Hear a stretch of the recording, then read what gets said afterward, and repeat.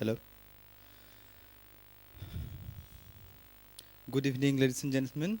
Assalamu alaikum. আমাদের দ্বিতীয় সিকোয়েন্সের আজকে প্রথম lecture. So we had around 11 public lectures in last sequence, and we started the academic calendar of the second sequence of Bengal Institute in February, and we started it with architect Soumitro Ghosh. Soumitro Ghosh is a leading architect from India. He is the principal partner of the award-winning practice Matthew and Ghosh Architects in Bangalore. They have an acclaimed volume of works focusing on the physico-social context of India and the tropics. Along with Nisha Matthew Ghosh, they are the two of the most accomplished architects in the country. Soumitro Ghosh graduated from the School of Architecture SEPT in Ahmedabad. They have been designing buildings for almost 2 decades. Their body of work is distinctive in everything they have built. From their home at Basavaduguri police station to Bethel Baptist Church to Bangalore's new Max Muller Bhavan. In every year of the firm's existence, they have won awards from RIBA, JK Cement Award, awards in Cityscape and Architectural Review Awards in 2007, and the Chicago Athenaeum International Architecture Award for the Bhopal Gas Tragedy Memorial Competition. So Soumitro Ghosh is taking a workshop, a design studio at Bengal Institute from last few days, and the participants are working with him and exploring new ways of building for the people. So let's welcome Soumitro Ghosh on the stage.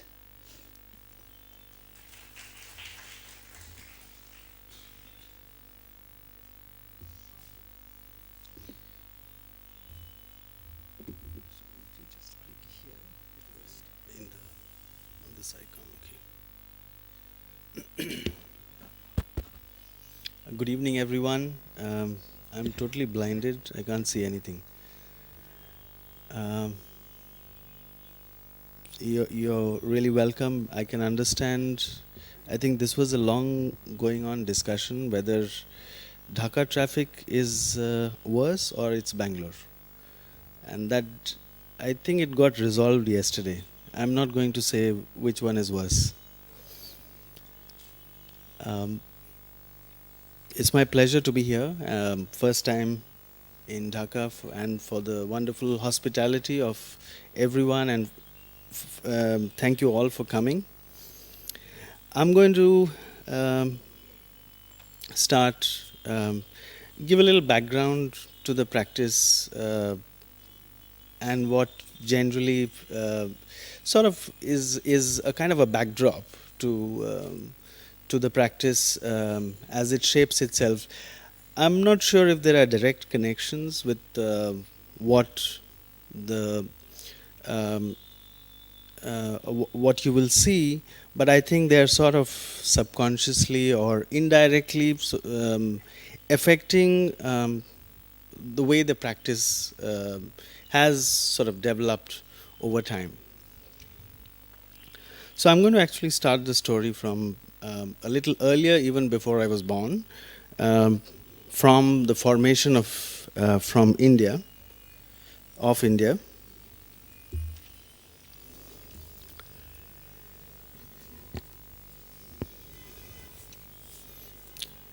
When India was formed, and this is, I guess, the problem of my generation and my partner's generation, is that we are born almost 20 years after partition of India and Pakistan, and we have seen or heard the stories of what it meant to have freedom only from parents or grandparents. And I don't think we totally understand or can absorb the kind of things that happened at that time. And what were the implications beyond that of what happened? So there was an influx of people who were migrant laborers who started moving to cities, and this I use as a reflection of because cinema for India at least, it has been the most mainstream medium, and it reaches the maximum people at a fairly low price. Um, so it has made inroads to be the most accessible kind of vehicle of transferring images, thoughts, stereotypes, and whatever have you. So the idea of land, the land and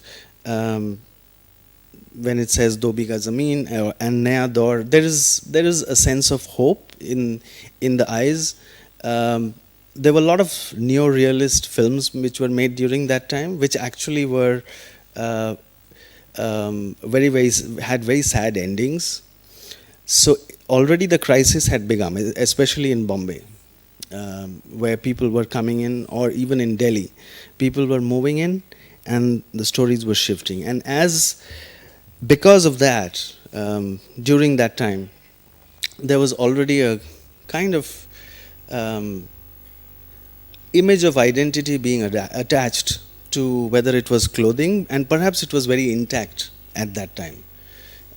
As part of the culture, that you could distinctly identify a person like me, who's a displaced Bengali who has lived perhaps in 3 different states in India in my life, and am a displaced individual. Although I speak Bengali, I cannot speak Kannada very well, which is my recent residence for the last about 19 years. Although I do speak Gujarati very well, I can also read Gujarati. I can speak Hindi very well, read and write. English, of course, yes, read and write. So in the early years, there is a distinction which was possible, and these are popular posters which would show that. And there is an impending crisis which sort of appears in the later years, which is what is like a cultural crisis. A cultural crisis which is visibly seen as between the West and the and the, let's say, the Indian culture. It's also a time when I think the world economic order is changing. I mean, we know that around the early 70s, Coke was banned in India, and a couple of other brands. There was no imported goods allowed. So it's actually a time when there is this resolution which is happening of what is local, what is the way we will live, and there is a new there is a new character which is a different kind of world economic order. From that emerges, which actually carries on into now. I find these posters quite interesting because sometimes also very funny. Um, they carry messages which, and I don't know if it may not be clear. The second image, second last image on the right, I think it says that a bad girl goes to Goa. Why Goa, I have not figured out. So there is a definition of trying to deal with this divide. So there is a bad girl who primarily is doing what an independent woman would like to live like, or have at least the freedom to choose. That is defined as something, and the guy is on the other side, um, who has also a definite role to play in a particular manner. So as liberalization took ground in India, there were various changes happening. Images were also getting translated. And why I say images, because I think I also refer to architectural images, which I am not um, showing here at this moment. So there is basically a beginning of translation of images from a different context to our context, and also um, identifying that we ourselves begin identifying certain human emotions, like the idea of love, with the image of Titanic. And then that gets sort of reinforced when it is used again in a Bollywood film. And the return of the of the non-resident Indian, primarily aimed at the market of a huge market of the Indian diaspora, and a couple of them coming back in. So films are talking about those things. Translation of images. Of that image on the left is actually a Kannada film. Bangalore is the capital of Karnataka. It's a very recent film, and so you have a archaeologically important temple at the back. The woman is in the latest leather clothes, although it's a bit warm. And the guy is, of course, you can identify he's borrowed the clothes. And there are artists who are talking about this whole issue of the relation of God and man. And does it, can we relate to it at all? So it brings a different twist.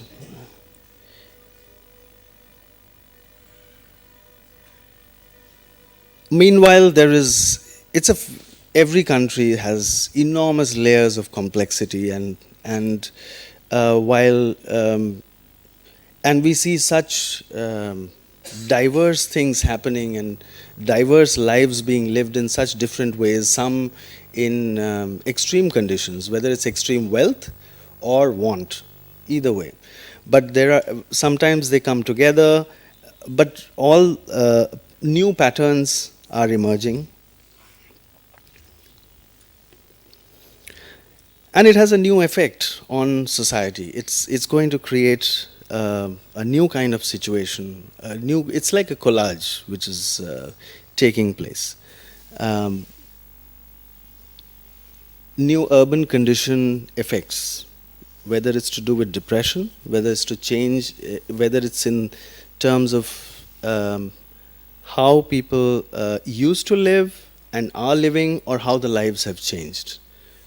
Because in these new generations, we are talking about the nuclear family more and more. It's no longer a joint family. It's breaking down in some ways. So it has an implication of what we associate as home. And this, I think Kazi has written extensively about the idea of home as in Bollywood films is strangely the house is never in India, but it is shown as this beautiful house in India. And so what happens when things are going wrong? When things are going wrong, that means there is a certain fantasy which is to be created, whether it's the home or it's transporting people to a completely different situation to feel happy, where nothing else, where nothing can go wrong or nothing has gone wrong. So there is this idea of just shifting. Parallelly, there is interesting work which is happening, which is in the art world. This is Vivan Sundaram, his work, experimenting, whether it's with empty water bottles and all kinds of interesting work is happening. This is Nalini Malani's work, which is a mixed media work, where the images are changing. They get projected on these acrylic drums, and then they distort the image as they get projected further onto the wall. Sudarshan Shetty's work, which talks about always something extremely primordial or something universally cultural. This is actually about the idea of the child and the little horse, the play horse, and how it keeps the same scale when he makes this horse, so that it would have the same relation of height to a grown-up human being, but the horse is no more. Now we come to what we dreamt of when we were studying architecture, that what we would do, and I think you possibly can't see what that last drawing is. That is actually a small toilet drawing. That's what we really do. So we are influenced by a lot of people, superheroes, who sort of overshadow our world.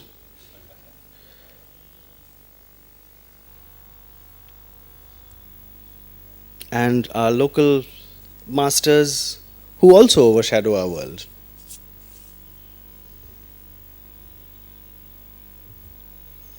I'm going to talk briefly about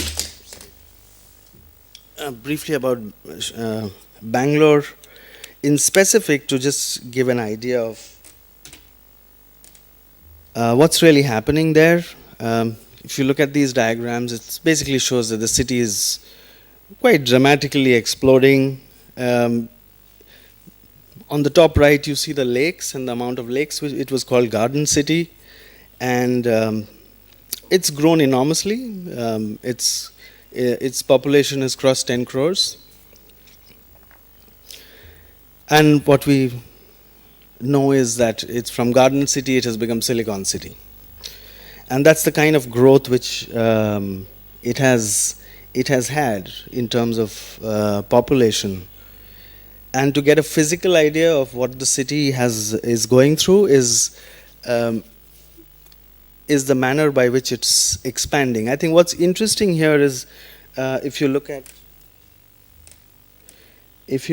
the land price, primarily the outskirts are the cheaper ones, the cheaper areas, and those are the green areas. So the green belt is a belt which is constantly expanding, and it doesn't exist because it was erased long ago. It was occupied, and it's only theoretically there. The moment it is drawn, by the time it is printed, it is already consumed. It's already bought. And so this is actually going to develop a certain pattern of architecture which will develop out of this. And you can get a rough sense of the kind of development which is going on in the city. And these, of course, are slightly older maps. The kind of figures that we are talking about in terms of demand, supply, and what have you. And looking at the kind of investment which is coming into the city, it's the single largest contribution of investment is coming to Bangalore. All tech contribution is actually is really big compared to the others. There is also another change which is happening, because this means that a lot of youngsters are coming who are going to settle, who are going to work. A lot of them will use the city as a transit city. It will only be a city where they will rest for a little bit till they find better opportunities, possibly overseas. So it has completely changed two things. Number one, it has changed the social composition. On one hand, it is about the change in the age group. So if you look at the age group in any average office, whether it's an architect's office, perhaps is possibly even more young than the others, but even in an IT company, the average age, including senior people who are in their 50s and late 50s, including them because they are a very small number, the rest average is all between 25 and 30 is the maximum. So the whole composition is changing. And it also means, because there are so many, that was the second thing, that with so many migrants who are typically largely from India, but from other parts of India. So there is a kind of, I wouldn't say cultural crisis, but there is definite outnumbering which is happening. What it will mean, we have to wait and watch.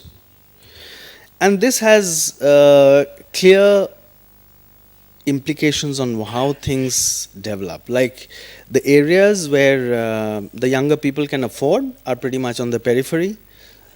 They are young, so they are either just getting married or having, just had children or going to have children. So maternity homes and the hospitals for their parents all move into this fringe zone.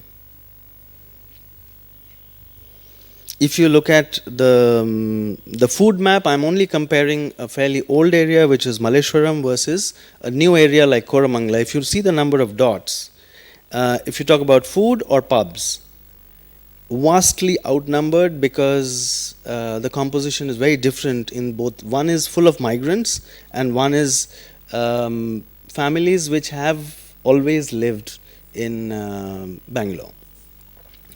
Same thing, it shows again in the apps. You see how many locations are shown in Malleshwaram and how many are shown in Koramangala. And now there is a further shift, which is not only about these places. People don't go out. There are, and I'm sure Dhaka already has this, is about getting things picked up from all over the city and getting delivered to yourself from different restaurants or whatever. So, so a lot of these changes are happening, but they clearly define what kind of. So you'll find lots of restaurants in Koramangala, but you will barely find any. It'll also define what type of restaurants you'll find, what kind of food. And the next round, which is the implication of this whole app culture and this delivery culture, is the making of warehouses. And I'm really eagerly sort of wondering what will happen, because large areas of the city, because everything will be supplied to homes now rather than people going shopping, it's going to actually consume large areas which are blank spaces, which are only for storage. They can't be too far from the city. So I guess there will be a first round that they'll be made close to the city, and slowly even they'll start hopping outwards. So all this change from a culture which was which had a natural progression of facing or experiencing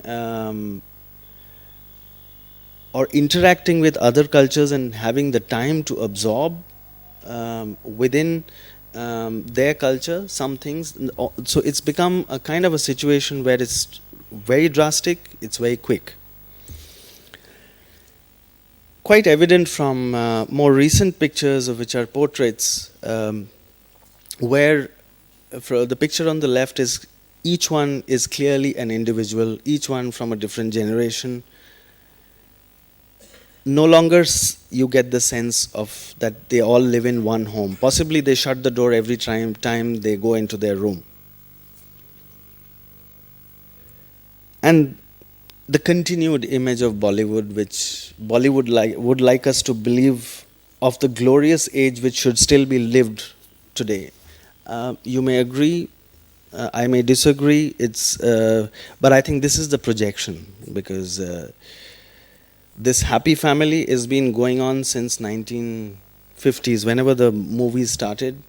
So the last shot was always the family picture, with all generations were sitting together.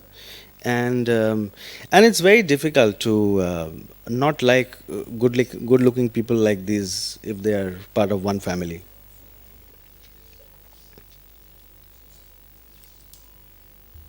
On the other hand, there are other people who are who look at it as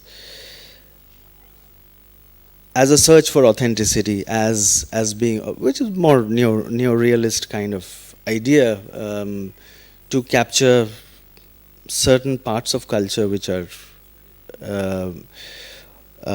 gritty and rough on the edges, not to be polished. and presented in as soft or hard form as they exist. And the cities, as we have seen, have changed from rural areas to urban areas. Bangalore literally looks like this, and also like this. And the kind of development which is coming and happening in Bangalore, the picture on the top right is a large development close to the IT hub, close to Whitefield. So the picture on the top left was the first office building which was made by a Singapore company. They set up this IT hub. I'm sorry, I'm using the short term IT because I was so familiar with it. It's just information technology.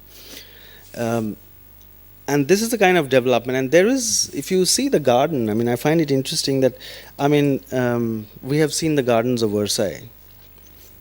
And there is a kind of, so there are these monotonous blocks. So I don't think it's pushing very hard on the quality of life. So it's like a cellular existence within a tower. But the rest is a glorified, always something which you cannot own, but you get to see. So it's a picture which is being created from every window.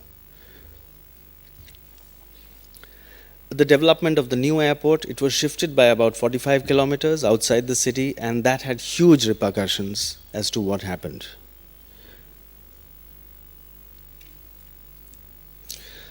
So a large part of this is only to show that there is a huge part of properties which are for sale or for rent, which are primarily in these all these new developments. And these are the kind of patterns which are emerging. One is a gated property. This is a typical Bangalore term. It's like you pick up a piece of agricultural land, you divide it into plots, you put some roads, and you sell them as units which they make and sell, or they make for you, or they can sell it to you as just land with basic infrastructure of water supply and sewage, and they can you can build your own home. This idea of being in nature is being sold again. So you, first of all, it sits in the green belt where there is no green, and then you're being sold this beautiful image of sitting in over a brook, and you're under a tree. It's a kind of a unrealistic sales pitch, and names like Kew Gardens. We know where Kew Gardens is. So this is all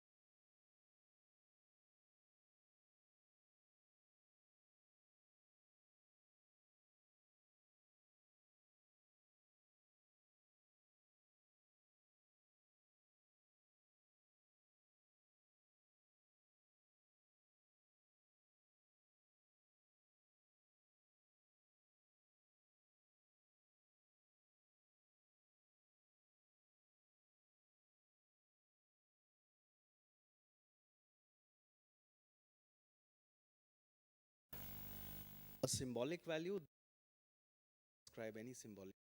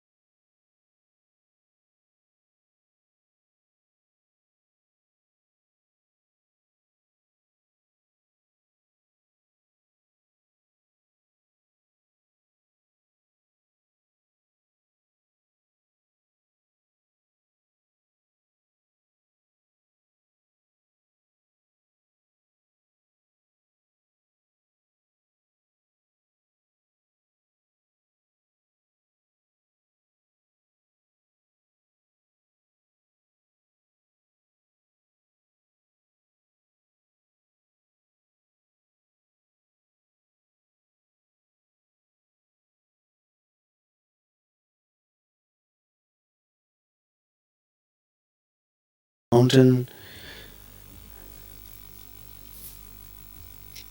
So a fair bit of work was done. So this was actually sort of informing, um, has informed, I think, other projects down the line.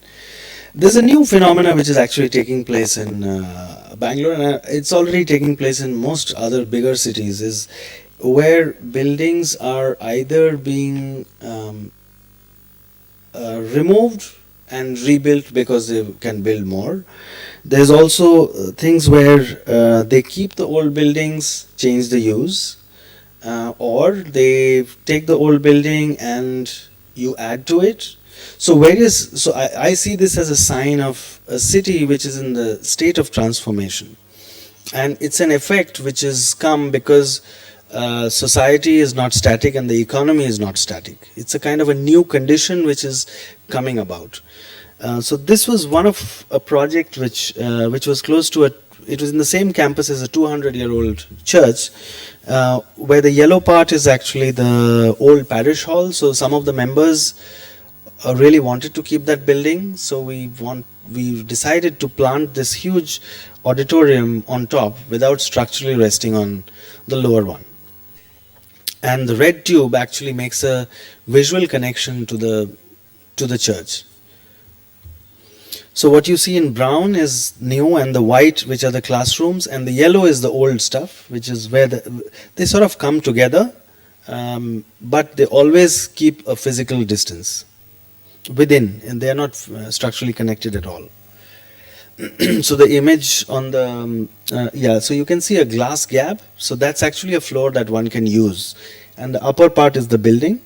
On the image on the right actually shows at a distance its visual connection to the church, and in the same image you see a gap which is with a kind of a trellis, which is actually the gap between the old and the new.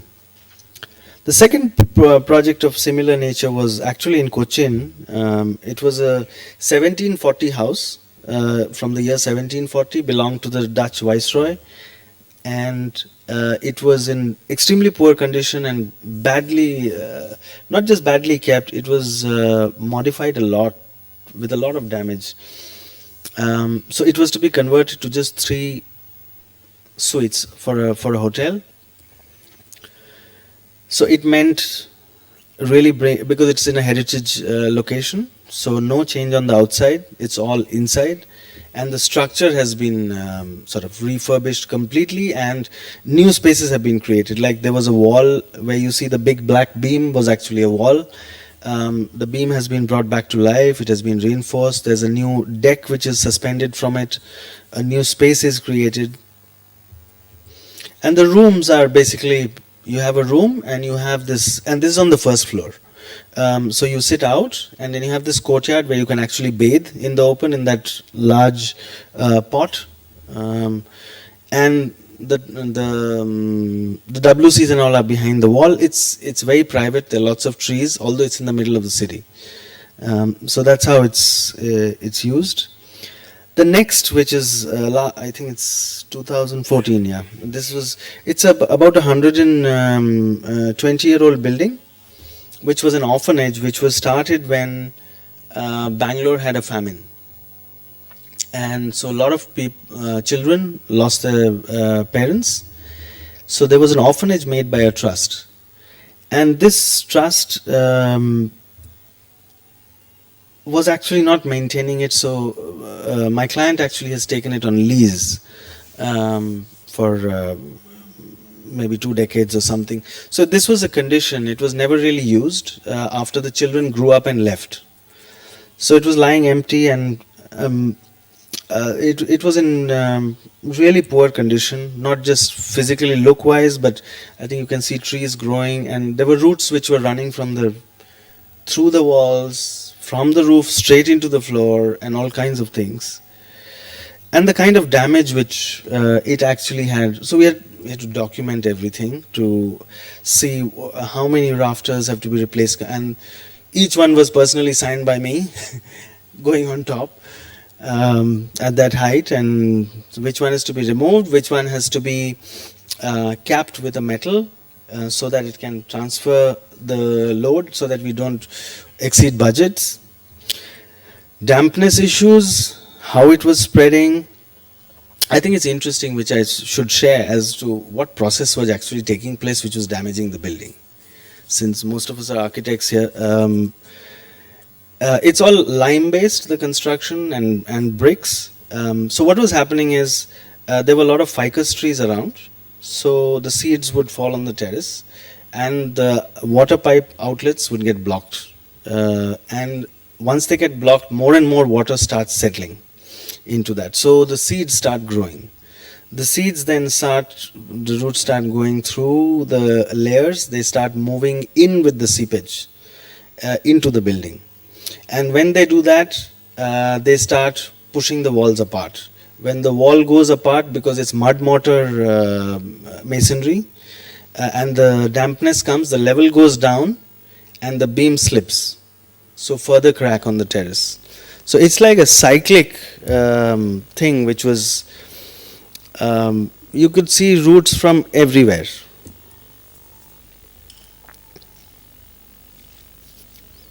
And of course, I mean, more superficial damage, which is not really that is serious a concern. So this is what it has become. It's become a store. This is purely, I have no conservation expertise or urban design expertise, but we tried to bring it with the same, all kinds of, we put in a lot of effort to, I made 140 site visits for this. In 7 months, the project was done. So this is just lime-based plaster, waterproofing again, same floor, just redoing the joints, just doing simple details like how the sort of skirting rises. It's just a separate ring which is cut and tapered up, bringing everything back to life. No additions really in this thing. And the courtyard, which was actually had been put with cement, is just filled with gravel. The water still goes out and it's collected now and recharging the ground. And this space is also used as a gallery now on the side. Now there's a beautiful cafe, which actually where you sit around the courtyard and you can have snacks and other things. And inside there is a store. The next level of change, which is actually buildings from the 70s and 80s. So my client had a building which was, he bought one building which was from the 80s, typical warehouse, just 2 floors, needed more space. Some part to be made into 3 floors and some part to be left at just the same as it is. Some part to be added for, this is for a company which designs fabrics. So they need something called a war room. The war room is a place, it's perhaps a little Japanese kind of concept where you meet your client, and it's a place which is not accessible to everyone. So this project is, this is the terrace actually. So there was, so it went through a process which you will see. What is yellow in the drawing is actually what has been removed from the slabs. This is the precise sort of removal of components. Include slabs, include some beams. And the next is actually inserting a new set of bone structure, which sort of integrates with the old RCC structure, is all in steel. So it sort of fits in. So now you have 3 floors, where some beams are running in the middle of the floor. And that's the additional floor at the top that you see in red, and whatever natural ventilation systems and the works. So the 2 buildings were identical. They were really twins. The one on the left is what we have done. So it has a new skin, which is made of cement board. That's where you enter. So you can clearly see the different levels of steel. So this is the old beam. Actually, the level was from here till the ground and from here till this beam. So now is inserted this whole steel construction, and that's looking up from the lobby. So you have skylights which bring in light, and you have the turbo vents to take off the air. You have slabs which have been cut so that the light can penetrate to the ground floor. You can walk over this glass. There's a skin which separates it from the outside, so that, because the essential thing of this building was it had to have absolutely color or neutral light, because otherwise it starts distorting perception of color.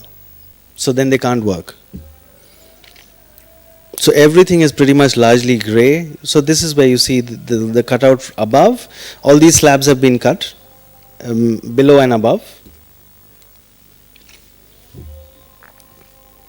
And the kind of a crate kind of thing that you're seeing, that's actually for yarn. They actually get yarn, they test it, they design it, they weave samples, and then they send it out for making. And that's the war room area. And that's the terrace.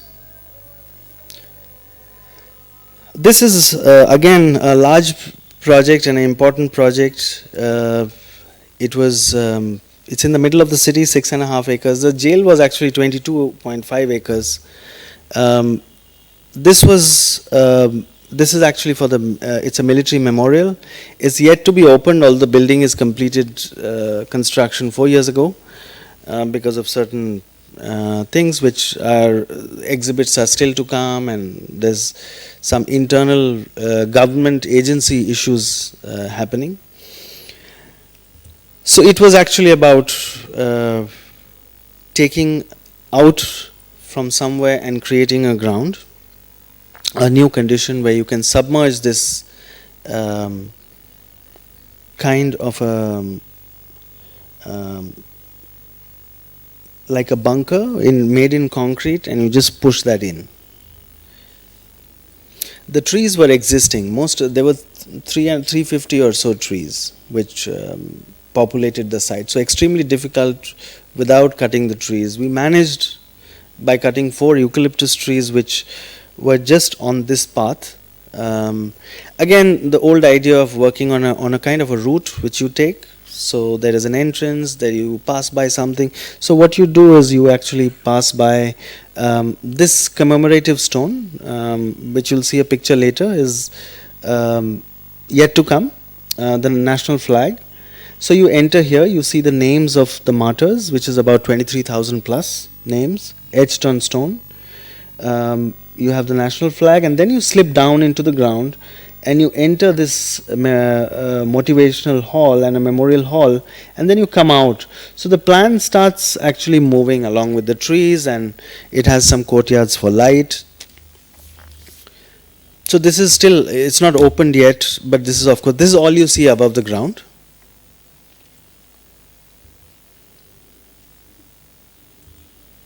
And you have skylights which sort of take light inside the hall. And you have also certain ventilation areas.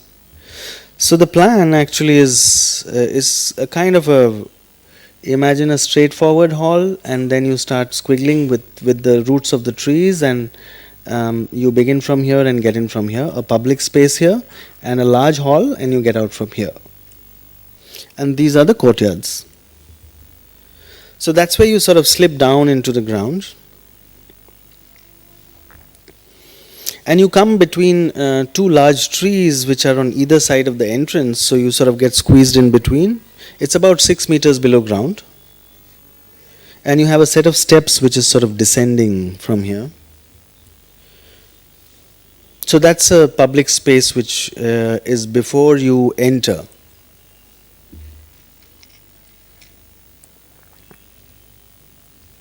So it slips down between the drums and then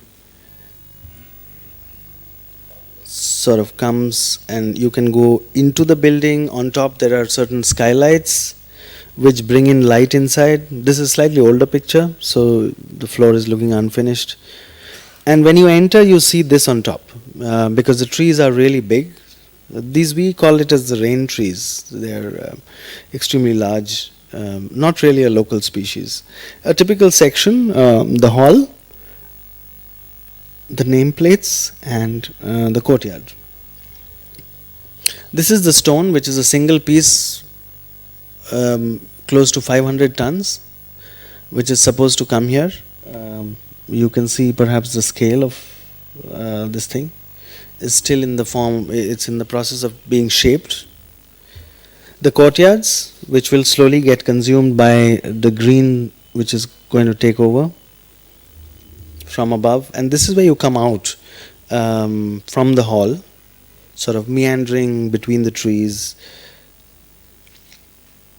So the hall is basically an underground space where you get natural light, and you have courtyards on one side. So it's a fairly simple, straightforward space which gets modulated because of the drums. And you get light from above, which is through these triangular skylights.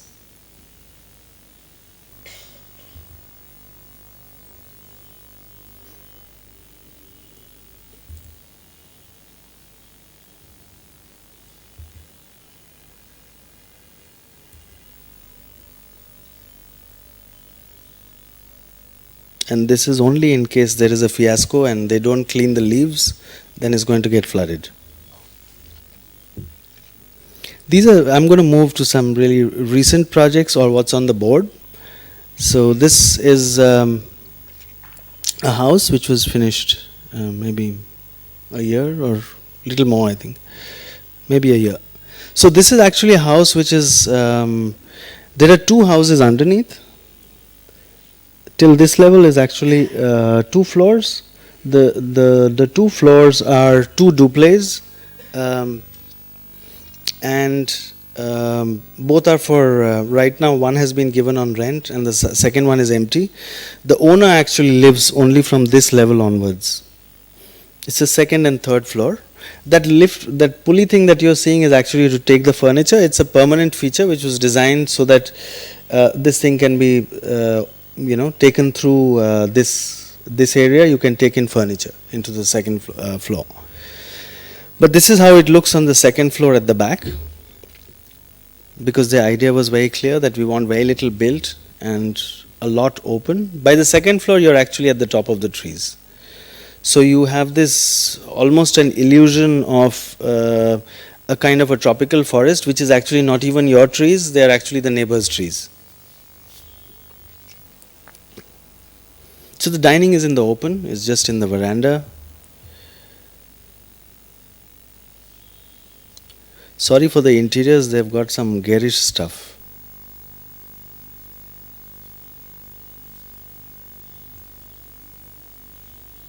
So it's a steel structure. Second and third floor is primarily a steel structure with deck sheet and framing.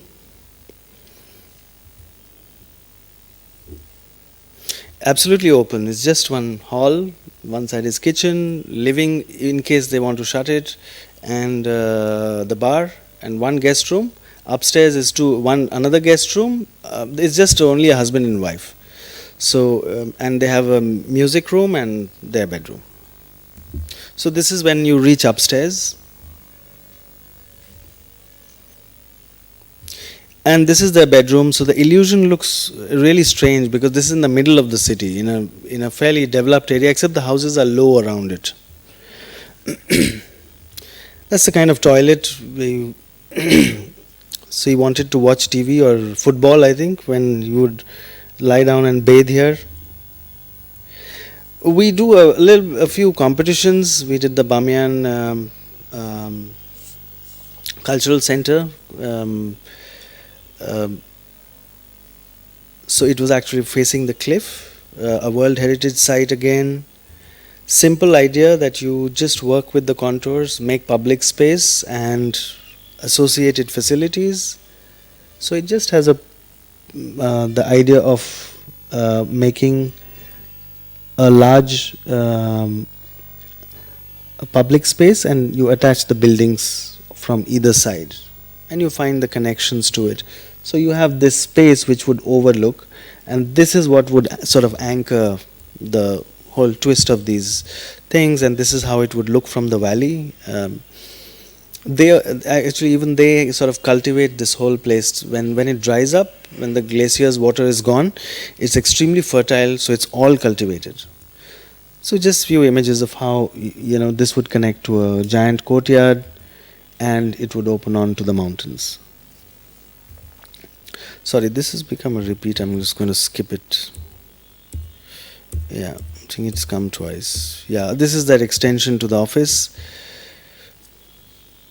So I think maybe this view was not. It's the view to the courtyard. So you sit here, you have a boardroom table, and you look outside. This was a funny situation. It was, I didn't know how to handle it because the client told me this.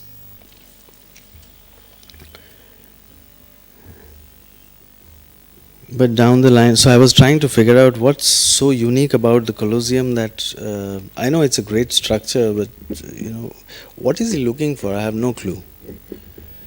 He actually saw the old building which was refurbished, and he said he wanted Colosseum to be done exactly the way it is. So I was trying to see how it sits in the city. I mean, what is he trying to talk about? And gradually I got, and then he comes with this book, with a giant book, and says, look at these pictures, how nice, how nice.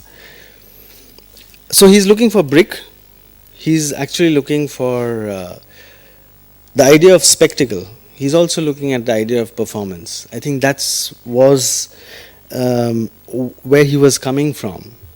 Because when he brought the site plan, it was 130 feet by 750 feet.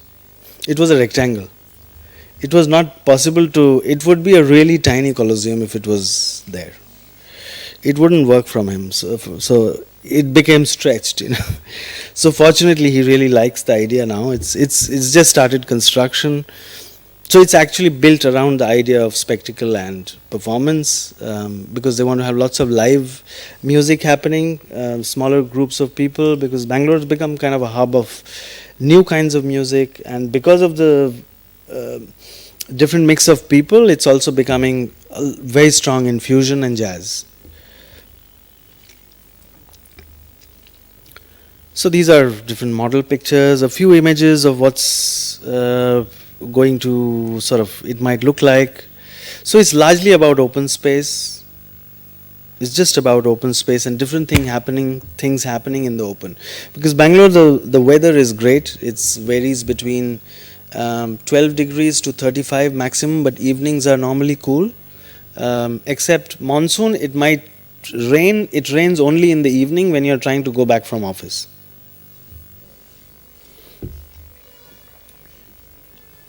So it's got these water bodies, and it's just like a kind of place which you almost feel that it already existing. It was existing, and you just found it.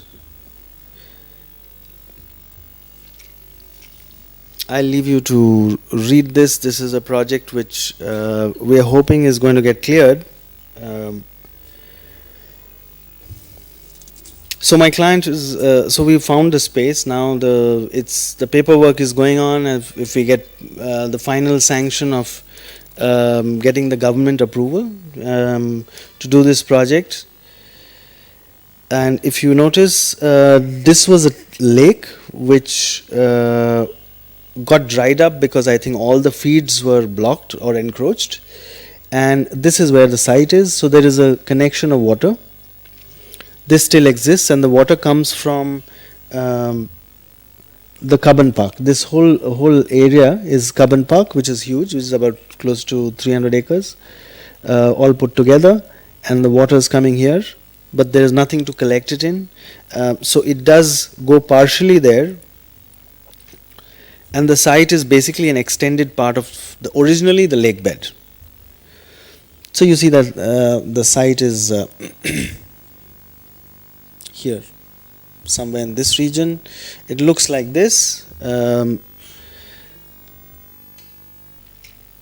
these are the different sort of discernible components. There is a large public, this is a private office, come mall, stadiums. It's got an access between the Vidhan Soda, which is the assembly to the High Court, and the building which is actually the neighbor of this site. And it's the rear entrance to this huge garden. There is one entrance from here, there are a couple of entrances, but this is actually sort of nestled between three museums at the back. So you can see those are the three museums. I'm just looking at this particular one, the tiniest one, and the middle one is the red color building that you'll identify, which is a heritage structure. So this is what we are talking about.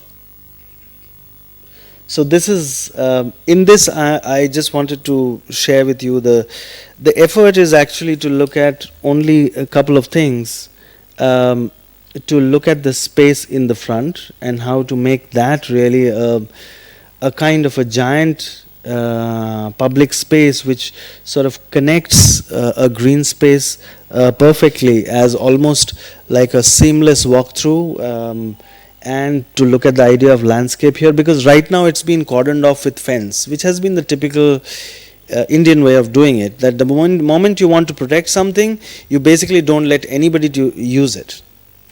That's the idea of protection. So I would wish to deal with all that. It's outside my sight. I'm trying to sort of scrape my way into that area.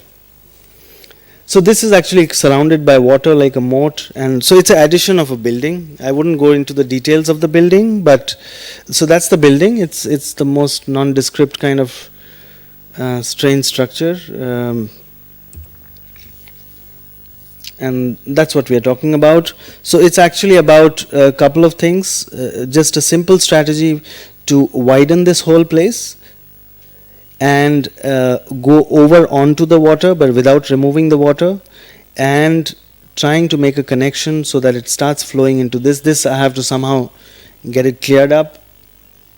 So make a connection and take it to an upper level, and the other one slides down.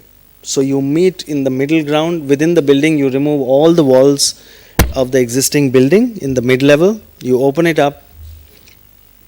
So this is what happens. This is kind of a bridge, kind of a tenuous connection, and this is a large scale sort of descending steps. So it's, in a nutshell, it is all these things. I wouldn't bore you with details of that. These are the entire ground and first floor, which is the old part, is being made into public space. Fortunately, the client is happy to do that. It's lecture spaces, it is cafeterias, it is storage, it is all that can be used by public. No exhibition on the lower two levels, on the ground and the first. So this is the kind of section which is sort of you connect. So this whole area is opened up and you look towards the forest, towards the Cubbon Park. And this is what is added on top, again independently of the structure, because it's on old tank bed, so the soil is extremely poor. And that's the connection from the other side, from the rear, which would be the future entrance of this Cubbon Park, to come down into this lecture space and this open arrival space here.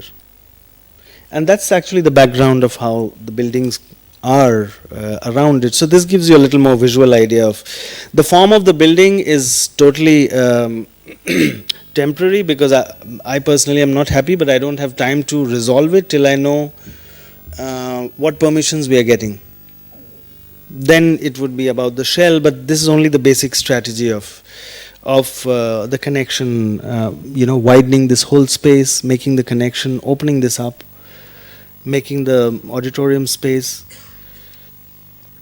So that's the connection, looking towards the rear side, going between the buildings and looking from that public courtyard space. So these are some of the views of what it can become. The extended part of the practice is my teaching, which has been sort of strongly harping on the necessity to be sensitive towards finding ways to deal with possibly generous spaces for people, whether it's for a family, whether it's for the city. Um, so I guess it's sort of, it's about connections. Um, it's also about them getting a sense that architecture has a huge connection to the idea of structure. The idea of structure is so important that it connects a large part of the magic actually comes from the first step of the structural strategy.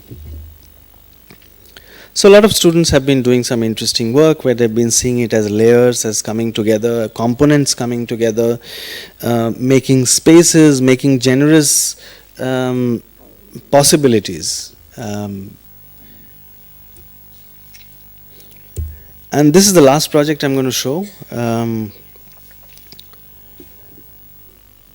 This was my brief from a client, and it's only after we spent about 1 hour that she told me that she's a trained architect from SPA Delhi. And so I was sort of not sure how. Again, it was a kind of a crisis, kind of a difficult situation. And two schemes were made by my partner and me, and my partner's scheme is what you'll see, because I think she achieved what that's Nisha. She achieved what I think the client was looking for. I think I think it grasped that idea of discovery, which sort of unfolds in the house. So I'm just going to identify only the primary components. It's only this path, and there are a couple of bedrooms: 1 bedroom, 2 bedroom, living space, a suspended study space, and this is service areas. So, and this is the dining space. So it's all about living in this zone. So it's supposed to get over in the next 3-4 months. These are just some recent pictures. There's a kind of a gargoyle which sort of comes and collects in front.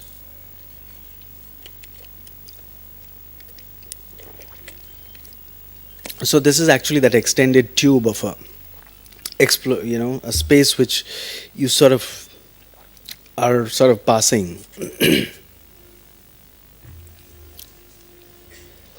So it has a suspended staircase, and been trying to experiment a few things.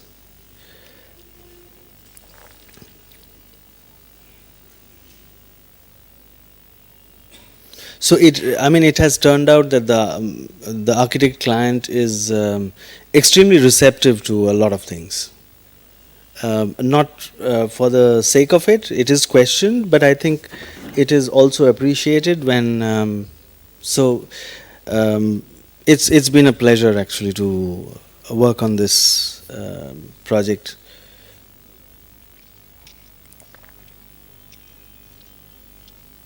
So these are different parts that's the bar counter, which is also made in concrete. That's the living room, yeah, and that's the light that I'm designing.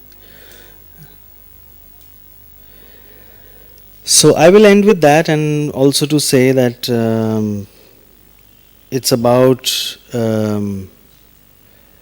reflecting whether we are going to recreate the magic from a previous reference. And yesterday I had gone to the memorial, fantastic building, and but what interested me was the human element in the whole place. What people do in it. And it's amazing because it's about selfies. It's about actually documenting the moment and place through the mobile camera.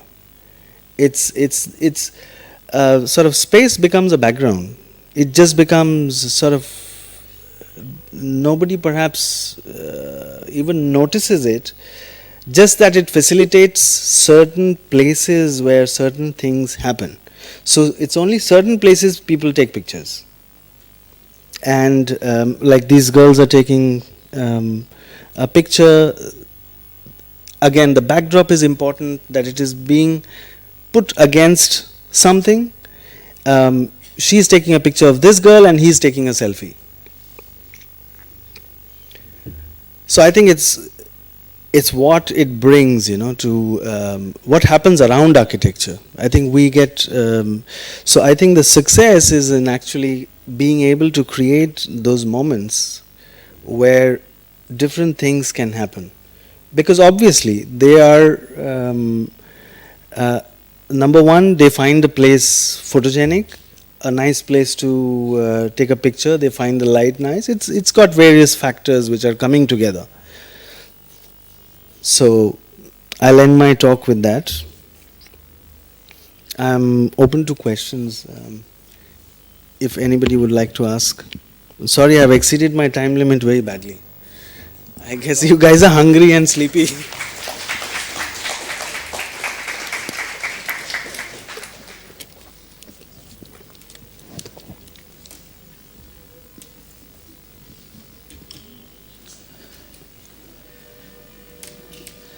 Thank you very much, Soumitro Ghosh.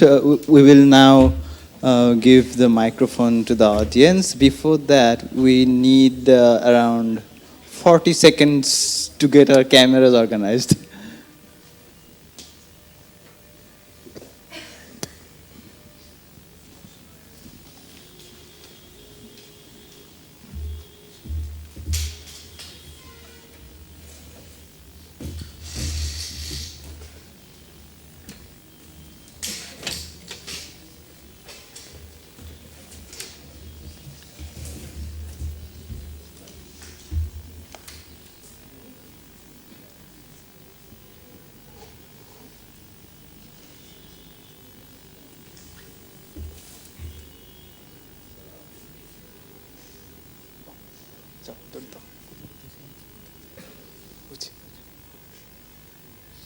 Are we good? Okay.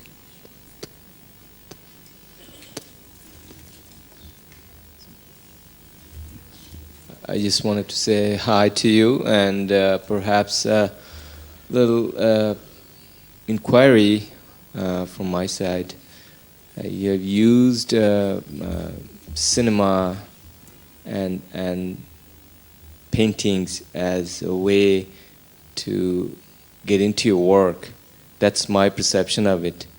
And if it is so, how much of your time gets shared with your drafting table or the computer versus the TV screen? Is that something you take it as part of your work chore?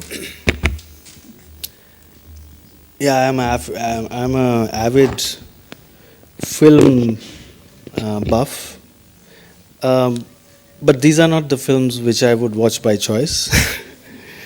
These are films which I see only the important ones and try to make sense of it because it's related to what's happening, or I see that it's related. I watch other film which is more of a more serious genre or more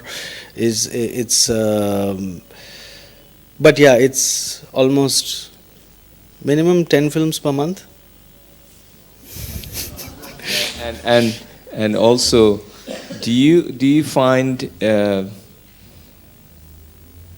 exhibition of art and paintings and other medias,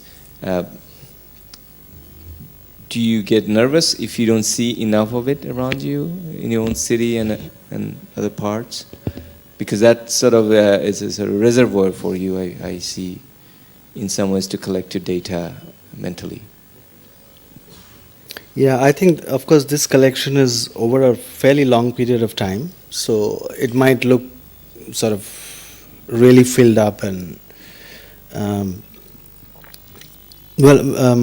a lot actually comes from the time when I was in college. So I made friends with a couple of people, and I would actually spend less time in the studio and more time in the art studio. Art studio, because they had this scholarship for young artists, and they had some brilliant guys at that time who would come and work there for a year. So about 6 or 7 people. So meanwhile, I did zinc plate etching, I did lithographs, I did everything possible with them because they were doing it. So I also tried my hand. But that's the beginning of a kind of love for trying to understand.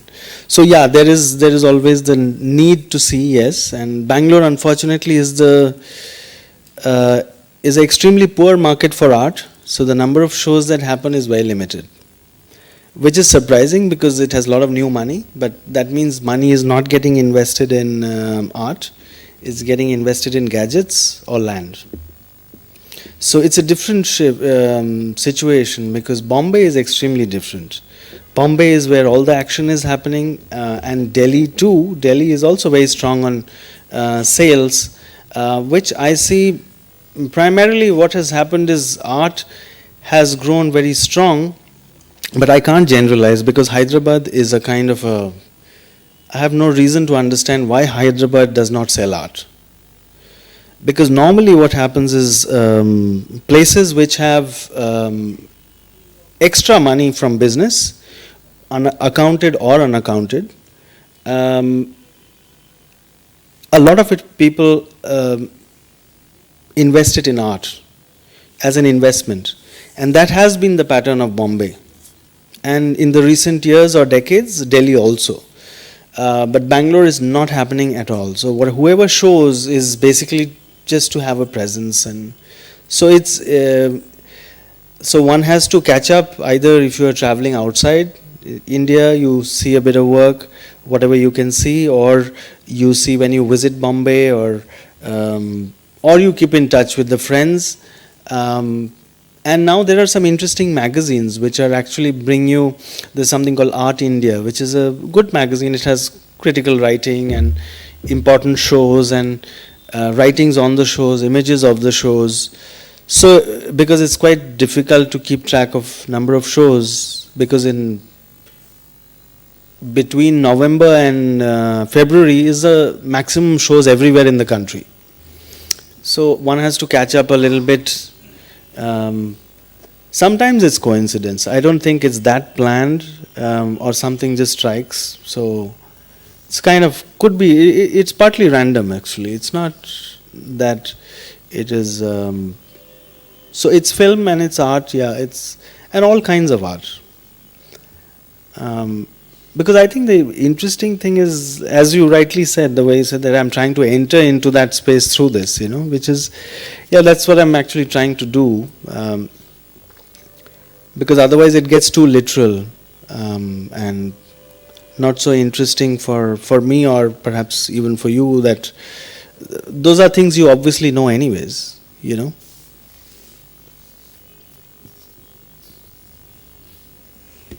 Any more questions from anybody?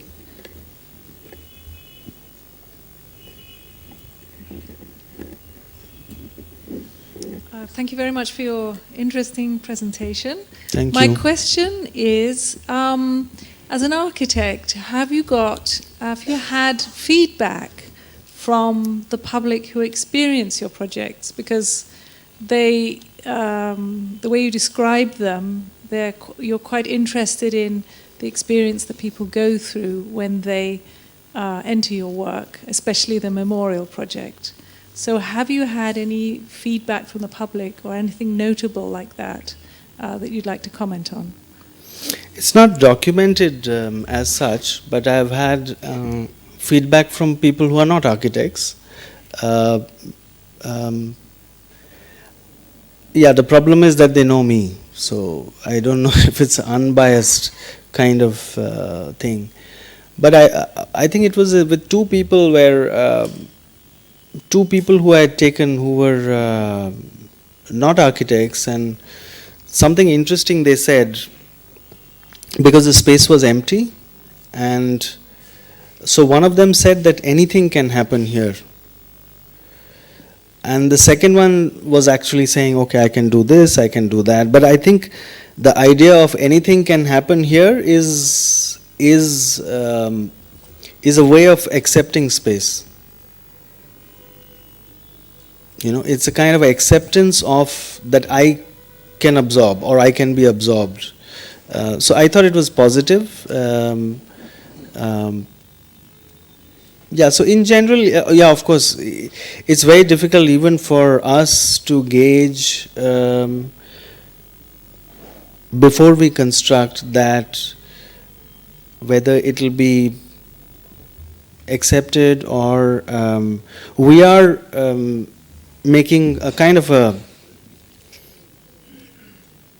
we are attempting to do it. And I think the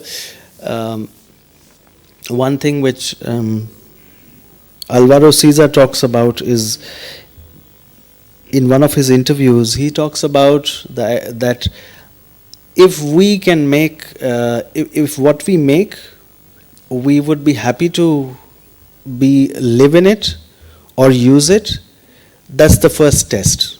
And that's the most important test, to test any design. That if I'm happy to live in what I design, otherwise it's not good. Otherwise you can't do it for somebody else what you don't like for yourself. So that's the first testing ground.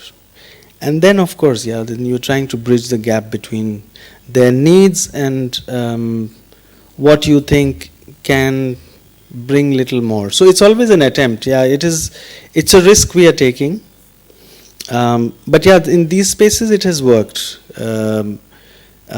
quite successfully, and I'm sure there are few failures. One has to really do an in-depth user analysis. I don't know, one should actually attempt that. That doesn't happen normally. Maybe one has to initiate that to get a wider audience feedback. So we may take our last question if we have any.